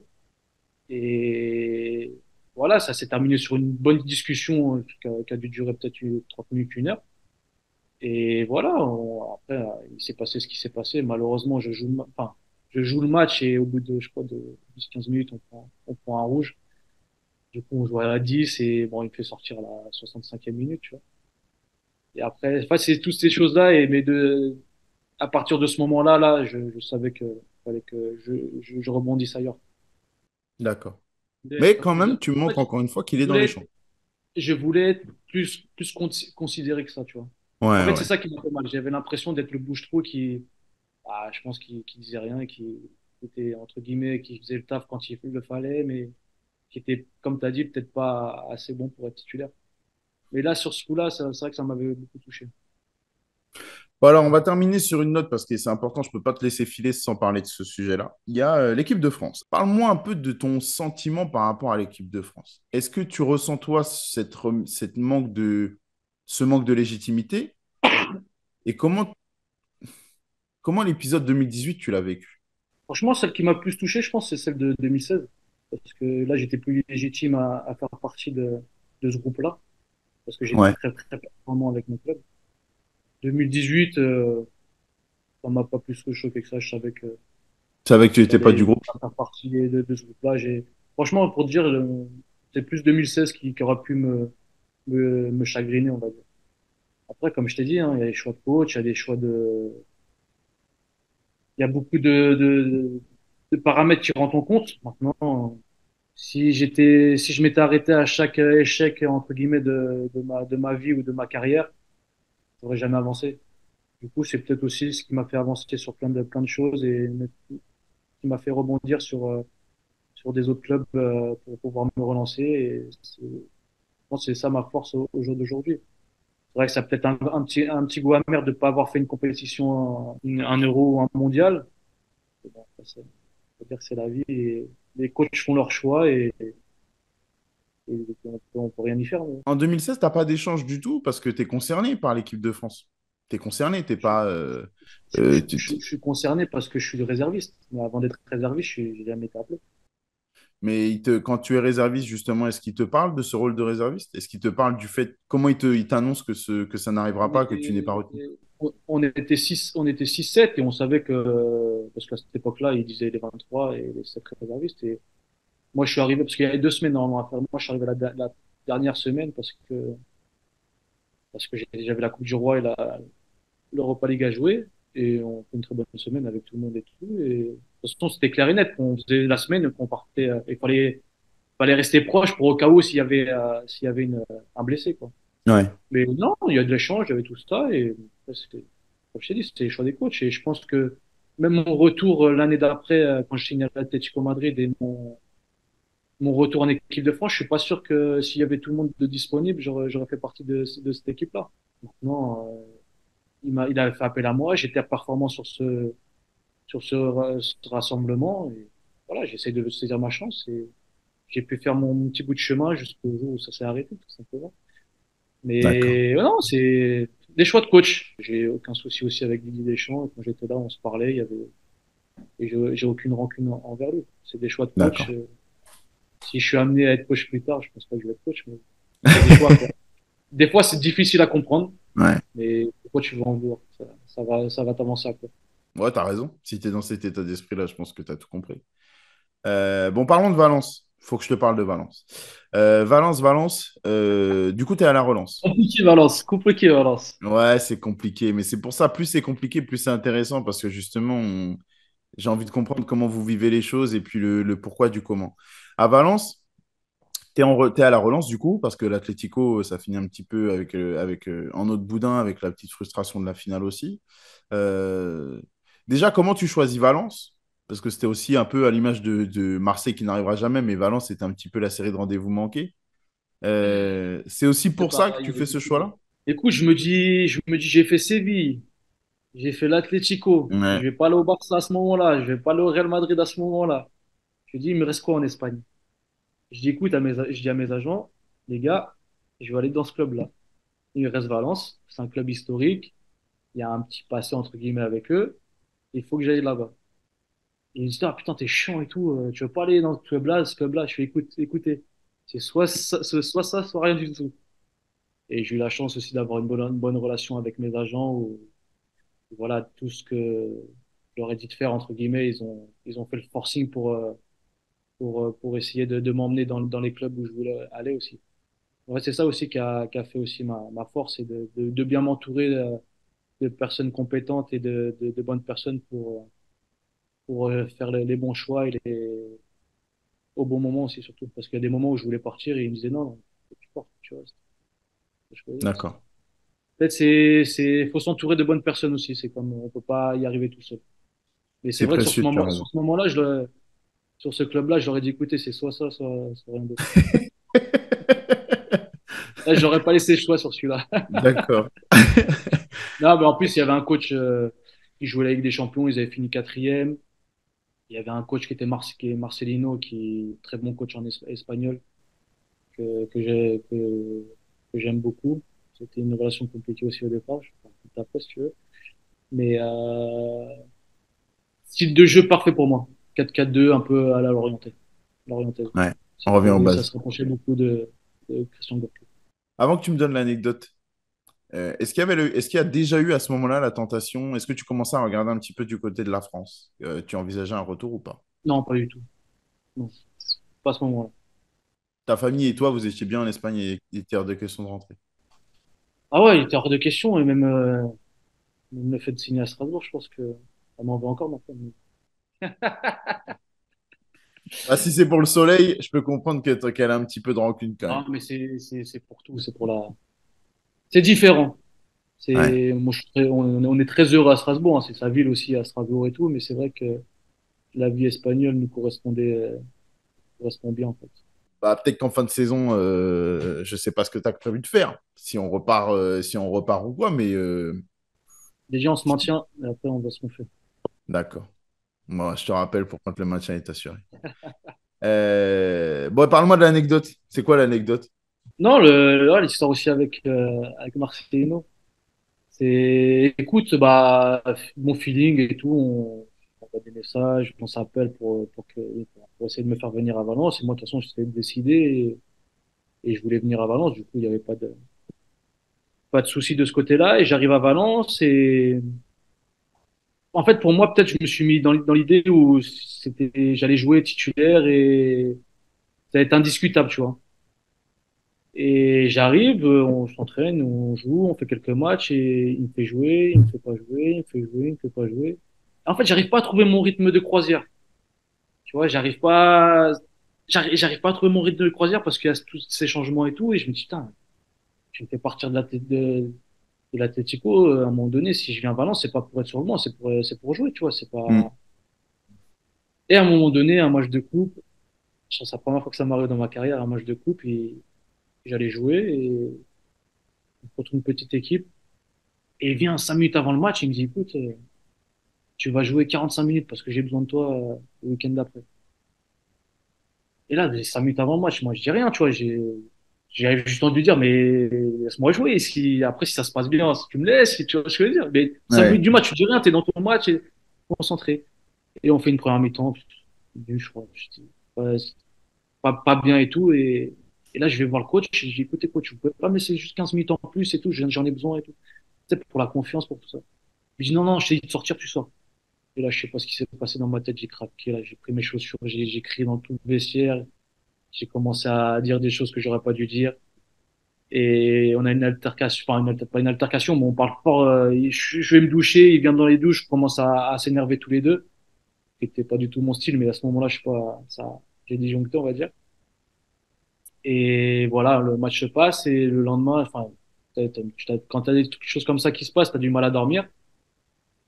Et le lendemain matin, je vais au vestiaire, j'ai écoute, j'y ai pensé toute la nuit, je vais voir le coach et je vais m'excuser. Je vais m'excuser parce qu'il y avait des jeunes aussi qui étaient là, j'avais pas à avoir ce comportement-là. On reste, je crois, 1 heure dans le vestiaire, dans son bureau. On reste 1 heure, on discute. Patati, patata. Je lui explique un peu ma façon de travailler aussi, parce qu'il avait une façon de travailler particulière. Moi, je lui disais que j'étais un joueur assez explosif, un joueur qui avait besoin d'énergie pour le week-end. Du coup, la semaine, il y a des moments où fallait m'adapter, il fallait, tu sais, faire des choses différentes, tu vois. Et il était borné, non, faut toujours faire pareil, tout le monde pareil. Du coup, on sort du rendez-vous, et il me dit, écoute, pas de rancune, on repart à zéro, il n'y a pas de souci. Je lui dis, ok, d'accord. Et là, je vois un match, 2 matchs, 3 matchs, 4 matchs, 5 matchs, sur le banc, sur le banc, sur le banc. Et jusqu'au jour, et là, tu sais, moi aussi, je commence à être un peu con, on va dire, à être rancunier et tout, et enfin, je fais moins d'efforts. Et du coup, je comprends un peu pourquoi je suis un peu à ce moment-là. Et je crois que ça arrive juste avant le Noël. Et là, je me dis, putain, écoute, je suis pas venu ici pour me faire chier, pour rester sur le banc et pour lui donner raison, on va dire. En fait, le déclic, c'était, je voulais pas avoir tort.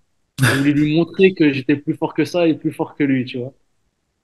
Et deuxième partie saison, pareil, il me fait jouer, il me fait pas jouer, et je commence à être plus performant, tu vois, plus performant. Et à un moment donné où il y a des déclics où je fais marquer, marquer, marquer, et on fait une fin de saison exceptionnelle, une quatrième, et on gagne, enfin, on fait une demi-finale d'Europa League encore contre Arsenal, où je mets des buts et tout. Et on part sur l'année d'après. On est là, il y avait une bonne relation, ça s'était rabiboché, on va dire. Bonne relation. Et on fait un match on part en Allemagne, on fait un petit stage, un mini stage, et pendant 3, 4 jours, je suis blessé, et tu sais, j'ai une petite douleur, je m'entraîne pas. Et je fais juste la veille de match. Et il me dit, ça va, je vois, ça va, et tout. Et je joue le match, franchement, je fais un super match, mes 2 buts, une passe décisive. Et le lendemain du match, il vient me voir comme ça, il me dit, ouais, mais toi, j'ai compris, en fait. T'es pas un joueur d'entraînement, t'es un joueur de match. Et là, je lui dis, mais coach, je vous dis, moi, je peux pas faire tout comme tout le monde, parce qu'à un moment donné, il faut du jus. Il faut tu sais, des munitions pour le week-end, parce que sinon, si j'arrive fatigué au match, j'ai un style de jeu où, bah, c'est Ouais. pas moi qui vais garder le ballon, qui vais fixer la défense. Moi, faut que ça pique, faut que je bouge. Tu vois, ouais, c'était marrant, parce que quand il m'a dit ça, j'ai rigolé dans ma tête. J'ai dit, coach, putain. On a discuté pendant un an, vous étiez borné, et là, vous me dites ça maintenant. Je suis, putain. Et après, malheureusement, bah, on connaît l'histoire, et il est parti, et ça m'a touché aussi quand il est parti. Parce que c'était pas, on va dire, c'était pas réglo de la part de Valence. C'est ce que m'a dit Elekem Mangala. Elekem il m'a dit, écoute, Valence, j'en garde un super bon souvenir parce que le club a l'air vraiment bien. Les supporters étaient cool. J'aurais aimé rester longtemps là-bas. Mais il me dit c'était une période d'instabilité totale. Que construire quelque chose, c'était compliqué, qu'il y a eu plein de coachs différents, que lui, personnellement, il s'était blessé, etc. Mais bref, il me disait que c'était un peu compliqué. Vous, pour reprendre sur la période de Toitier, vous remportez la Coupe d'Espagne en 2019. Et ensuite, on a l'impression que c'est la dégringolade. Alors, toi qui y es, c'est quoi la différence entre la première année où justement avec Marcelino tout se passe bien et après on a l'impression que tout ce que touche le club, ça part en vrille. Qu'est-ce qui s'est passé? Tout simplement, la démission, enfin, pas la démission, mais ils ont viré le coach. Le problème, c'est que, enfin, le problème pour le propriétaire, c'est que le coach était très, pas ami, mais très soudé avec Longoria et avec Matteo Alemani, le directeur sportif.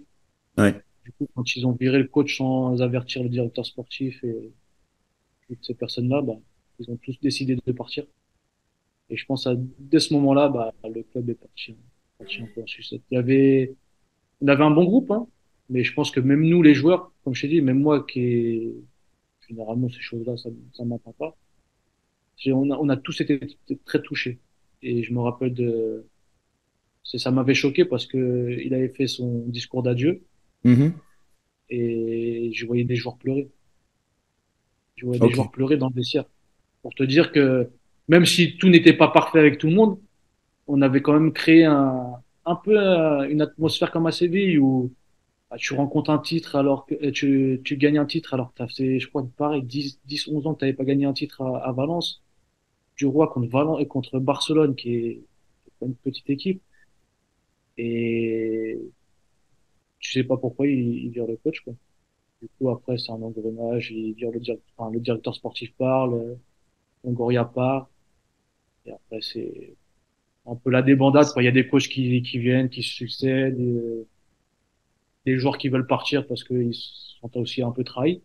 Mhm. Et puis voilà, quoi. C'est plein de petits trucs comme ça qui font que je pense que le club n'est pas stable. Et qui sera pas encore stable s'ils mettent pas des personnes compétentes comme il y avait avant, quoi.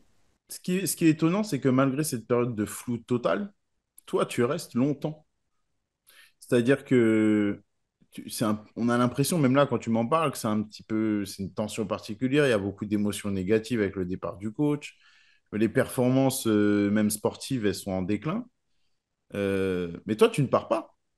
Pourquoi tu pars pas? Parce que même s'il y a tout ça, je me sens bien dans ce club-là, je me sens bien dans cette ville et voilà, ça reste Valence. Tu joues devant 50 000 spectateurs, il y a des super supporters, même si ça n'a pas été facile au départ. Moi, un peu Ouais. soufflé aussi. Mais non, il y a une super ambiance. Après, il y a le Covid qui est arrivé aussi. Ouais, il y a eu Le ça aussi. Covid est arrivé et je pense que le Covid a fait du mal à beaucoup de monde. Et j'avais un contrat de 3 ans et j'avais pas d'autres opportunités d'autre part pour pouvoir partir qui m'intéressaient. Partir pour partir, oui, j'aurais pu partir, mais non, je me sentais bien encore là-bas et je voulais finir mon contrat là-bas pour finir mes 3 années. Mais surtout, je pense que c'est le Covid qui nous a Ouais, un peu fait souffrir. compréhensible. Compréhensible. Kevin, merci. Bah, de rien, hein. On n'aura pas parlé de Strasbourg. On a... On n'a pas parlé de Strasbourg. Ce qui était important pour moi, c'était de dire pourquoi tu étais revenu à Strasbourg. Ça, c'était important pour les gens. De parler du fait que vous avez marché sur l'eau l'année dernière. Je suis content, t'es resté près de 2 heures avec moi, donc merci beaucoup, ça me touche. Et puis, bah, je te souhaite tout le meilleur, On a de surtout chance, beaucoup hein, de je suis pas courage. quelqu'un qui parle beaucoup. Ouais, je sais, c'est pour ça, je sais que cette interview est très, très précieuse et que je vais la mettre dans un coffre. Un énorme merci au fiston parce que c'est grâce à lui et grâce à Alex. Donc merci les gars, vous m'avez aidé. Les autres, merci. Merci, on a passé encore une fois un très bon moment avec une personnalité très importante de notre football français. On se retrouve très vite pour un nouvel épisode de Call Interview avec d'autres invités, d'autres anecdotes de fou parce que c'est comme ça qu'on kiffe le foot tous ensemble. Allez, ciao.